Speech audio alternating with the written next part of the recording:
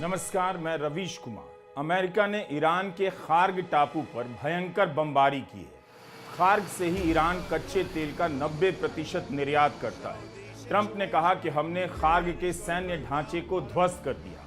टापू से धुआं उठता हुआ देखा जा सकता है, लेकिन ईरान की फारस न्यूज एजेंसी ने रिपोर्ट किया है कि हमले के 1 घंटे बाद ही वहां काम फिर से शुरू हो गया। खार्ग पर हमले को लेकर पूरी दुनिया में चर्चा है। बाजार के बंद होने के बाद यह हमला हुआ। सोमवार को बाजार खुलने के बीच और क्या होगा, अनुमान लगाए जा रहे हैं। बताया जा रहा है कि B-2 बॉम्बर से खार्ग पर हमला हुआ और यह वीडियो हमले के बाद लौटते हुए उसी विमान का है। हो सकता है इस विमान को फिर से युद्ध क्षेत्र में लौटना पड़े, क्योंकि ईरान ने कहा है खार्ग के साथ साथ हिंद महासागर में उसके जहाज IRIS डेना पर हमले का जवाब दिया जाएगा। ईरान की IRGC ने दावा किया है कि इस्राएल के उत्तरी कमांड के इंफ्रास्ट्रक्चर को ध्वस्त कर दिया गया है। यह दावा ईरान का है। लगता है अमेरिका ने उम्मीद छोड़ दी है कि वह होर्मुज पर कंट्रोल कर पाएगा, इसलिए खार्ग पर हमला किया है। हो सकता है खार्ग पर हमला कर वह ईरान का ध्यान होर्मुज से हटाना चाहता हो। खबर यह भी है कि पेंटागन ने मिडिल ईस्ट में एक मरीन एक्सपीडिशनरी यूनिट की तैनाती के आदेश दिए हैं। 2500 नौसैनिकों और नाविकों की टुकड़ी के साथ यह भीमकाय जहाज जापान के ओकिनावा से मिडिल ईस्ट की तरफ आ रहा है। खार्ग पर हमले के बाद अमेरिका के युद्ध सचिव पीट हेग्सेथ ने सेंट्रल कमांड की मांग पर इसकी तैनाती का आदेश दिया है। 31वीं मरीन एक्सपीडिशनरी यूनिट के साथ एक एम्फीबियस रेडी ग्रुप को भी भेजा जा रहा है, जो पानी और जमीन दोनों पर कार्रवाई करने के लिए प्रशिक्षित होता है। इसलिए अब ईरान में जमीनी कार्रवाई की आशंका बढ़ने लगी है। अमेरिका क्या होर्मुज पर कंट्रोल पाने की लड़ाई लड़ेगा या समंदर के रास्ते से ईरान पर चढ़ाई करेगा? एक दलील यह भी है कि पहाड़ी इलाके में होने के कारण ईरान को यहां बढ़त मिल सकती है। हमेशा की तरह आज भी वीडियो पूरा देखिएगा, कई सारी घटनाओं को हमने जोड़ा है। मार्च और अप्रैल के महीने में ईरान, इस्राइल, फिलिस्तीन और खाड़ी के देशों के आसमानों पर लाखों की संख्या में प्रवासी पक्षी उड़ते हैं। ये प्रवासी पक्षी ईरान से इस्राइल जाते हैं अंडे देने, अफ्रीका से आते हुए सर्दी यहीं बिताते हैं और फिर इस्राइल से बहुत दूर उत्तर की ओर जाते हैं। इनके कारण इस्राइल की वायुसेना को तकलीफ हो रही है।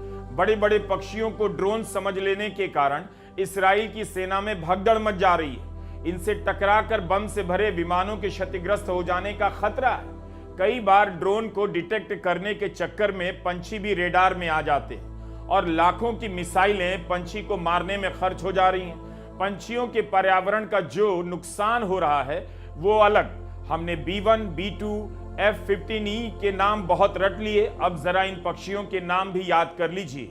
Common swift, lesser kestrel, short toed eagle, stork, pelican, black kites और इनके अलावा कई प्रकार की दूसरी प्रजातियां भी हैं। जिन विमानों से इंसान की जान सूख जा रही, उन विमानों की जान इन चिड़ियों को देखकर निकल जाती है। काश ये माइग्रेटरी बर्ड लफंदर हो चुके नेताओं को अपनी चोंच में दबाकर उड़ा ले जाते और किसी निर्जन टापू पर छोड़ आते।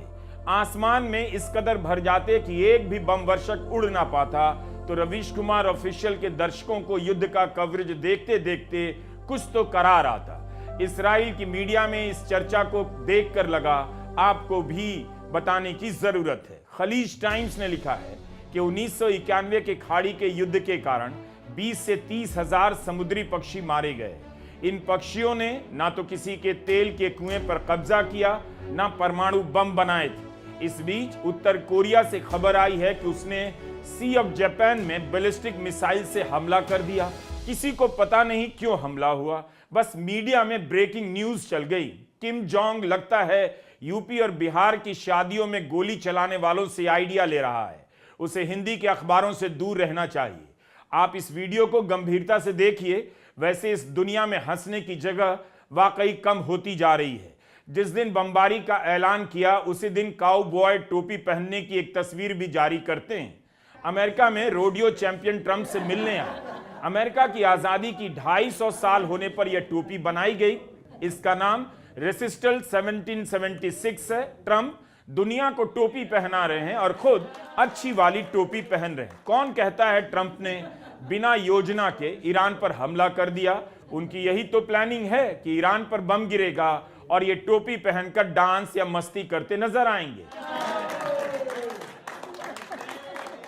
ईरान और अमेरिका के हमले में एक अंतर दिखता है। तेहरान के तेल डिपो पर जब इसराइल ने हमला किया तब उसकी आग की लपटों ने दिमाग सुन्न कर दिया। ईरान ने बदला लेने की बात की, मिसाइलें दागी, कतर, कुवैत, सऊदी अरब, संयुक्त अरब अमीरात की रिफाइनरियां बंद हो गईं, मगर ईरान उन्हें नष्ट नहीं कर पाया, या कम से कम ऐसा कोई दावा देखने को मिला भी नहीं।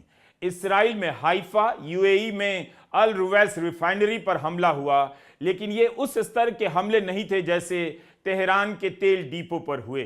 खाड़ी के देशों की तेल रिफाइनरी पर इधर उधर ड्रोन और मिसाइलें गिरी हैं, लेकिन जिस तरह से इसराइल ने तेहरान के तेल के डिपो को जलाया और खार्ग पर हमला किया अमेरिका ने हॉर्मुज में, जब सब देशों की आवाजाही पर रोक टोक लगा दी गई है, तब खबर आई कि रूस और चीन के टैंकर आवाजाही कर रहे हैं। खाड़ी के सभी देशों का तेल बंद हो गया, लेकिन ईरान का अपना तेल सामान्य रूप से यहां से निकल रहा है।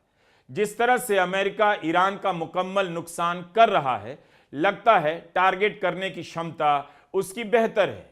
अमेरिका के रक्षा सचिव हेक्सेथ के बयान पर लोग हंस पड़े, कह रहे हैं स्ट्रेट ऑफ हॉर्मुज जहाजों के लिए खुला हुआ है, लेकिन समस्या केवल इतनी है कि ईरान जहाजों पर हमला कर रहा है।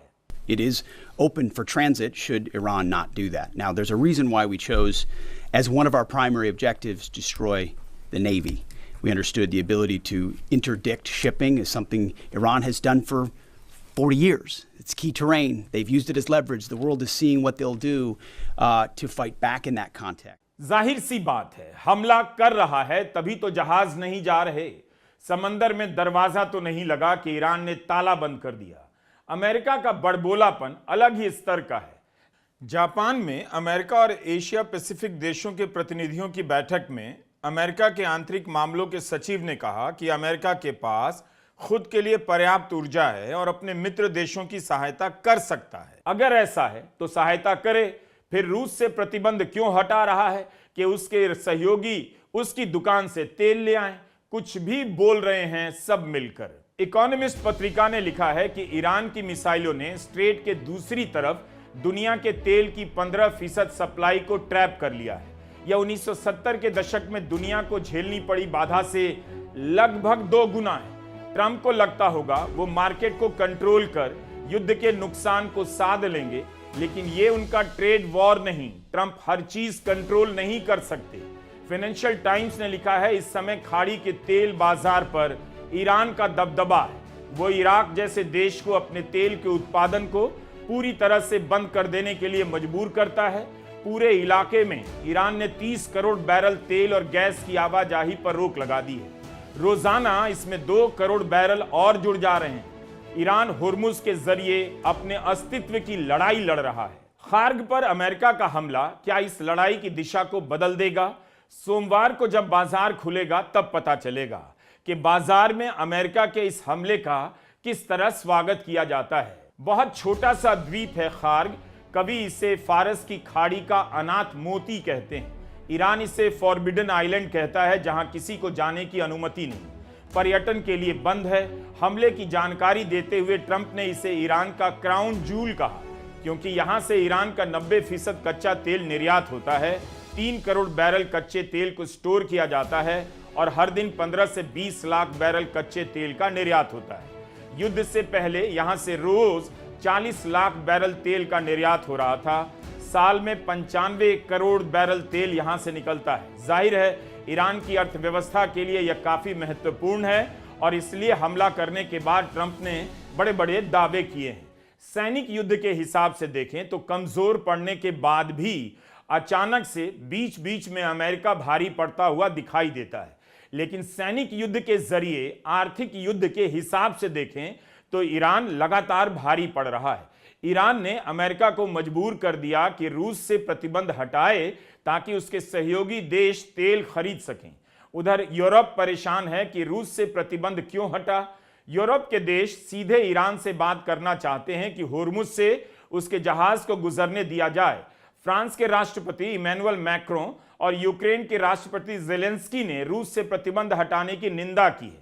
जेलेंस्की ने कहा, इस एक फैसले से रूस को युद्ध के लिए 10 अरब डॉलर पैसा मिल जाएगा। रूस इस पैसे से हथियार खरीदेगा और यूक्रेन के खिलाफ इस्तेमाल करेगा। भारत से तेल के प्रतिबंध हटाते समय अमेरिका ने कहा था, इससे रूस के युद्ध को सहायता नहीं मिलेगी। क्या ईरान के युद्ध के सामने ट्रंप रूस के मजबूत होने का रिस्क उठाने को भी तैयार लगते हैं? इस तरह से ईरान भले अमेरिका के हिसाब से मैदान में हार रहा हो, लेकिन कूटनीति की मेज पर उसने सबको बुला लिया है। हर देश ईरान से बात करना चाहता है। ईरान की जमीन पर अमेरिका गड्ढे कर रहा है, लेकिन दुनिया की बिसात पर ईरान अमेरिका के इकबाल में छेद कर रहा है। ईरान को लेकर अमेरिका और इस्राइल के अखबार यही लिख रहे हैं कि उसने इस बार छका दिया, चौंका दिया। इस्राइल के अखबार हारिस के पहले पन्ने पर विश्लेषण छपा है कि इस युद्ध से जितनी उम्मीद थी अभी तक हासिल नहीं हुई। तो क्या ट्रंप बेवजह गरज रहे हैं? इस हमले में अमेरिका को बढ़त दिखाने के लिए खार्ग पर बम गिराया गया। मूल बात है कि अगर अमेरिका के कंट्रोल में इतना सब है तो खाड़ी के देशों में स्थिति सामान्य क्यों नहीं? क्यों वहां से हजारों उड़ानें अभी तक बंद हैं? खाड़ी के देशों के अंदरूनी संकट का अंदाजा नहीं मिल रहा। अगर वहां से तेल और गैस का निर्यात बंद है तो क्या खाड़ी के देशों में बाहर से आने वाला सामान आ रहा है? खाने पीने की जरूरी चीजों की वहां क्या हालत है? गजा पर जब इस्राइल ने बमबारी की तो दुनिया भर में लाखों लोग सड़कों पर उतरे, लगातार विरोध किया। हर देश में ईरान ने युद्ध की तबाही के संदेश को पहुंचा दिया, लेकिन युद्ध के खिलाफ विश्व का जनमत नजर नहीं आता। इस्राइल जहां चाहे वहां के नागरिकों को निकलने के आदेश देता है। ईरान के तब्रीज शहर के लोगों को फारसी में लिखा हुआ आदेश दे रहा है, चले जाइए। यहां तो इस्राइल बेरूत में पर्ची गिरा रहा है कि गजा याद है ना, लेबनान में इस्राइल जमीनी कार्रवाई कर रहा है, लेकिन उससे इनकार भी कर रहा है। बोल रहा है फेक न्यूज है। फिर लोगों से चले जाने को क्यों कह रहा? वहां पर अपने जवानों को क्यों भेज रहा? कहने को लेबनान में हिजबुल्लाह को अपनी सीमा से दूर करने के लिए बफर जोन बना रहा है, लेकिन उसकी कार्रवाई से दक्षिणी लेबनान में तबाही आ गई है। 8 लाख से अधिक लोग लेबनान में विस्थापित हैं। कोई सीरिया भाग रहा है तो कोई सड़कों पर सोने के लिए मजबूर है। 12 मार्च को फ्रांस के राष्ट्रपति मैक्रों ने सीरिया और लेबनान के राष्ट्रपतियों से बात की, उनके सहयोग की तारीफ की। कहा, हिजबुल्लाह ने लेबनान को इस्राइल के युद्ध में घसीटकर बड़ी गलती की, उसे अपने हमले फौरन रोक देने चाहिए। इस्राइल को अपनी तरफ से हर प्रकार की जमीनी कार्रवाई रोकनी चाहिए। इससे पहले भी मैक्रों कह चुके हैं कि हमें लेबनान के लिए कुछ करना होगा। लेबनान फ्रांस के नजदीक है, इसे फिर से युद्ध में धकेलने से रोकना होगा। मैक्रों ने प्रस्ताव दिया है कि वे लेबनान और इस्राइल के बीच युद्ध विराम की बातचीत कराने के लिए तैयार हैं। पेरिस में ये बातचीत हो सकती है। हम इस वीडियो को बनाते हुए स्क्रिप्ट इस तरह से नहीं लिखना चाहते कि हर लाइन के बाद कहीं बम ही गिर रहा हो। हम चाहते हैं कि हर लाइन के बाद आप किसी बात पर ठहर कर सोचे भी। पिंक फ्लॉयड की एक एल्बम है विश यू वर हियर। इसे सुनते हुए हम यही सोच रहे थे, चारों तरफ जब प्रोपेगेंडा, झूठ से भरी खबरें हों, एआई के वीडियो हों, तरह तरह के विश्लेषण वाले लेख हों, तो आपको क्या बताएं क्या ना बताएं। हालात तेजी से बदल जाते हैं और अभी का लिखा अभी पुराना पड़ जाता है। इस बीच हम मोहम्मद रफी को भूल जाते हैं। रॉल्फ मैकटेल का लिखा और रॉजर विटेकर का गाया स्ट्रीट्स ऑफ लंदन सुनते हुए कहीं और भटक जाते हैं। भारत के विदेश मंत्रालय के प्रवक्ता ने बताया, ओमान में 2 भारतीयों की मौत हो गई। 11 मार्च को अमेरिका के जिस सेफसी विष्णु जहाज में आग लगी, उसमें भारत के देवनंदन प्रसाद सिंह की मौत हो गई। वे एडिशनल चीफ इंजीनियर के पद पर थे। ओमान के करीब जिस स्काईलाइट शिप पर हमला हुआ, उसमें बिहार के कैप्टन आशीष कुमार की मौत हो गई। राजस्थान के दलीप सिंह का पता नहीं चल रहा। खाड़ी के देशों में जो मौतें हुई हैं वो सभी दक्षिण एशिया के रहने वाले हैं। भारत के अलावा पाकिस्तान, बांग्लादेश, नेपाल के नागरिक बताए जाते हैं। अमेरिका भले जान लेने में संकोच नहीं करता, लेकिन वह अपने नागरिकों की जान की बहुत कीमत समझता है। आप अमेरिका के किसी भी नेता का बयान सुनिए, 13 सैनिक ही मरे हैं, लेकिन हर नेता बार बार 13 सैनिकों के मारे जाने का जिक्र करता है। उनके लिए बहुत बड़ी बात है। भारत में 6-7 की संख्या तो नोट करने लायक भी नहीं समझी जाती है। वॉल स्ट्रीट जर्नल ने दावा किया है कि अमेरिका के 5 रिफ्यूलिंग एयरक्राफ्ट पर हमला हुआ है। ये सभी सऊदी अरब के प्रिंस सुल्तान एयरबेस पर खड़े थे। 13 मार्च को खबर आई कि एक ही गिरा है। उस विमान पर सवार सभी 6 क्रू मेंबर मारे गए। उस हमले के बाद अमेरिका के जवानों की मौत की संख्या 13 हो गई है। खबर आई कि उसी के साथ एक और विमान क्षतिग्रस्त हुआ, लेकिन वॉल स्ट्रीट जर्नल ने दावा किया है कि 5 विमान क्षतिग्रस्त हुए हैं। इन विमानों का इस्तेमाल हवा में दूसरे लड़ाकू विमानों में तेल भरने के लिए होता है। ट्रंप कितनी बार बोलते रहे हैं ऑपरेशन सिंदूर के समय भारत के कितने विमान गिर गए, लेकिन जब अमेरिका का विमान गिरा तो जानकारी छिपाई जा रही है। सऊदी अरब के बेस पर 5 जहाज पर हमला मामूली घटना नहीं। सऊदी अरब के प्रिंस सलमान ने जनवरी में कहा था ईरान के खिलाफ हमला करने के लिए अपने एयर स्पेस या जमीन का इस्तेमाल नहीं करने देगा, लेकिन तब उसकी जमीन पर अमेरिका के जहाज क्या कर रहे थे?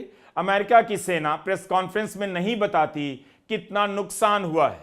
ट्रंप ने जब खार्ग पर हमला किया तो उसका वीडियो जारी किया, लेकिन अमेरिका के तेल भरने वाले 5 जहाज क्षतिग्रस्त हुए, उनका कोई वीडियो जारी नहीं किया गया। वॉल स्ट्रीट जर्नल ने रिपोर्ट किया है कि इन विमानों को नुकसान पहुंचा है, इनकी मरम्मत की जा रही है। ईरान जानता है ये लड़ाई तेल की है। जब तक वह तेल की सप्लाई रोके रखेगा, इस लड़ाई में आगे रहेगा। ट्रंप पर पीछे हटने का दबाव बनेगा, लेकिन मानना चाहिए ट्रंप अभी भी मैदान में डटे हुए हैं। पीछे हटने का इशारा किया, लेकिन किसी भी तरह से उन्होंने युद्ध रोकने का फैसला नहीं किया है। ईरान के विदेश मंत्री अराकची ने फाइनेंशियल टाइम्स की रिपोर्ट ट्वीट की और बताया कि रूस को दिन का $150 मिलियन का फायदा हो रहा है। अराकची ने लिखा है कि अमेरिका ने महीनों तक भारत को धमकाया कि रूस से तेल खरीदना बंद कर दे, लेकिन ईरान से 2 हफ्ते की लड़ाई के बाद ही व्हाइट हाउस अब भारत समेत पूरी दुनिया से भीख मांग रहा है कि रूस का क्रूड ऑयल खरीदो। यूरोप को लगा था ईरान पर अमेरिका के अवैध हमले को समर्थन देगा तो अमेरिका रूस के खिलाफ उसके साथ खड़ा होगा। इन सब की दयनीय हालत है। अराकची ने भारत का नाम क्यों लिया? सीधे भारत पर कमेंट नहीं किया, लेकिन अमेरिका पर कमेंट करने के बहाने यह जता दिया कि अमेरिका ने भारत को धमकाया और भारत ने रूस से तेल खरीदना बंद किया। अराकची ने अपने एक और ट्वीट में ब्रिक्स की चुप्पी को भी रेखांकित किया है। भारत ब्रिक्स का अध्यक्ष है और भारत ने युद्ध की निंदा नहीं की है। ट्रंप को ब्रिक्स पसंद नहीं। राष्ट्रपति बनते ही ट्रंप ने ब्रिक्स की अलग मुद्रा चलाने की प्रस्ताव की कड़ी निंदा की और भारत तुरंत ही अलग मुद्रा के प्रस्ताव से अलग हो गया। ब्राजील, रूस और चीन ने अपने स्तर पर ईरान के खिलाफ युद्ध की निंदा की है, लेकिन क्या ब्रिक्स के सभी सदस्य देशों ने भारत पर दबाव डाला है कि ब्रिक्स भी संगठन के तौर पर ईरान पर हमले की निंदा करे? ईरान भी ब्रिक्स का पूर्ण सदस्य है।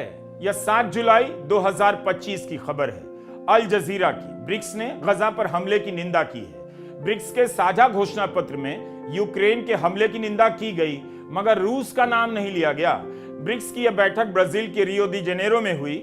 उस समय ब्राजील ही ब्रिक्स की अध्यक्षता कर रहा था, इस समय भारत है। सबसे बड़ी बात है, 1 साल पहले यही ब्रिक्स ईरान पर इसराइल और अमेरिका के हमले की निंदा करता है और इस समय हमले की निंदा भी नहीं कर पाया। Do you get my point? Trump के राज में किसी एक्स ब्रिक्स का कोई मतलब नहीं।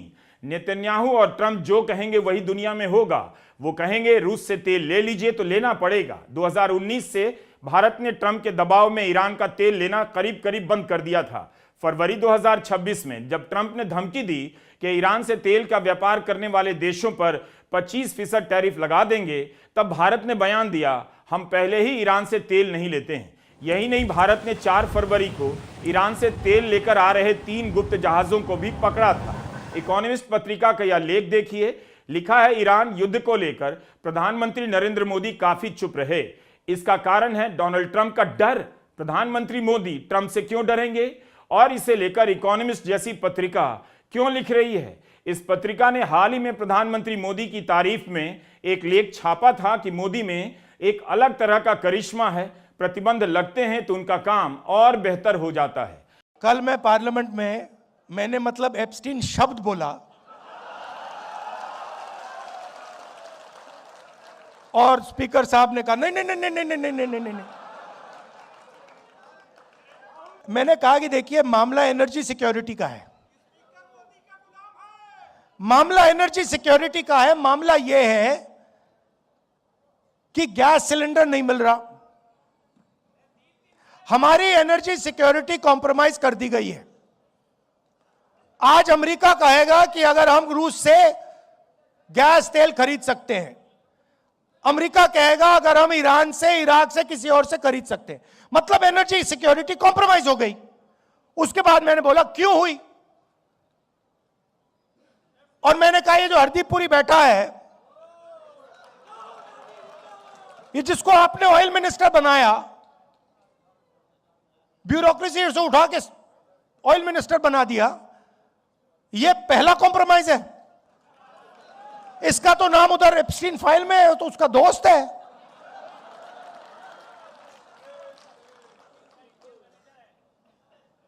इसकी बेटी के कंपनी में जॉर्ज सोरोस का पैसा गया है। तो जैसे ही मैंने कॉम्प्रोमाइज शब्द का प्रयोग किया, स्पीकर कहते नहीं भैया, नहीं, कॉम्प्रोमाइज सब नहीं बोल सकते। अभी आप देखना क्या होने वाला है यहां पे। ये स्टेट ऑफ हॉर्मुज जो बंद हुआ है, अभी आप देखना हिंदुस्तान में क्या होने वाला है। अभी तो शुरुआत हुई है। क्यों? क्योंकि नरेंद्र मोदी ने हिंदुस्तान की एनर्जी सिक्योरिटी अमेरिका को दे दी। क्योंकि नरेंद्र मोदी एप्स्टीन के कारण, अदानी के कारण, अपने फाइनेंशियल स्ट्रक्चर के कारण कॉम्प्रोमाइज्ड हो गए हैं। नरेंद्र सरेंडर हो गया है। अमेरिका में पेट्रोल करीब $1 महंगा हो गया। भारत में कमर्शियल गैस नहीं मिलने के कारण हॉस्टल और कैंटीन में खाना कम मिल रहा है। यह दिल्ली का मशहूर सीताराम दीवानचंद छोले भटूरे का आउटलेट है। नोटिस चिपका है, सिलेंडर नहीं तो दुकान बंद। कोरोना के लॉकडाउन की दहशत महसूस की जा सकती है। दुनिया भर में मशहूर यह आउटलेट क्यों बंद है, सरकार को पता करना चाहिए। इनका विदेश नीति से कोई संबंध नहीं, लेकिन आज यहां छोले भटूरे बंद हैं।